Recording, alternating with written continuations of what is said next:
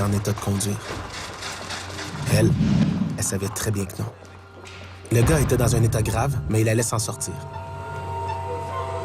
Les médecins venaient à peine de le stabiliser quand une autre victime d'accident est arrivée, dans un état vraiment très critique. C'était la fille que le gars avait fauchée en perdant le contrôle de son véhicule. Elle avait eu moins de chance que le conducteur, parce que quelques minutes après son arrivée à l'hôpital, elle mourait.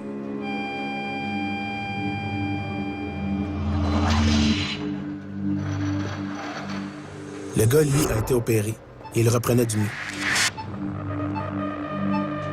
On lui avait appris que l'autre personne impliquée dans l'accident était morte. Il avait paru accablé, mais dans les faits, il était soulagé. Car elle n'était pas uniquement la victime de l'accident. Elle en était aussi le seul témoin. La seule qui aurait pu affirmer qu'il n'était pas en mesure de maîtriser son véhicule.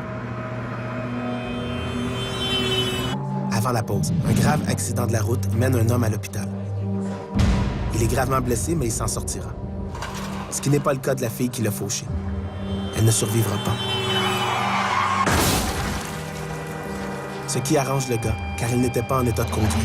Et la seule personne qui avait pu s'en apercevoir, c'était justement la victime. Le gars était donc maintenu en vie le temps qu'il reprenne des forces, et le personnel n'était pas particulièrement inquiet de son état. C'est pourquoi tous ont été surpris d'entendre le son des appareils qui signalent que le patient a cessé de respirer.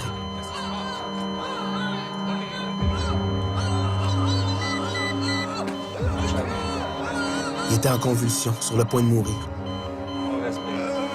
Ils ont réussi à le stabiliser et lui ont administré une dose de calmant car il semblait paniquer.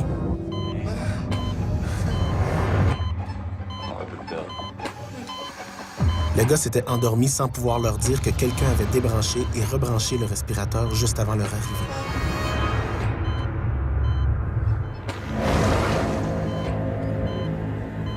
Nul autre que la fille qui l'avait tué dans l'accident.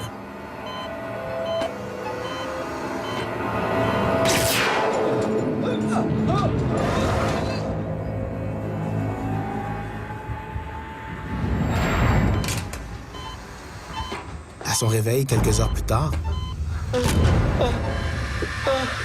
le gars a été pris d'une autre crise de panique. Quelqu'un avait laissé un message à son attention, inscrit à l'endos de son dossier et en sang sur le mur. Un simple mot. À vous. Ce qu'il a fait. Il a déballé son sac au docteur, avouant avoir conduit en état d'ébriété.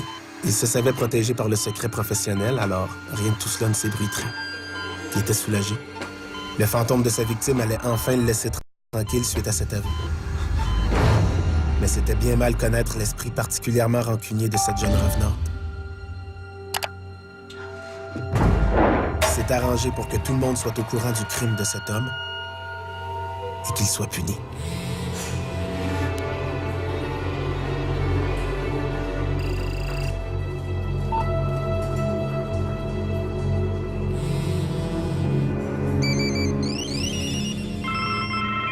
On raconte que cette histoire-là viendrait des MAD, donc des Mothers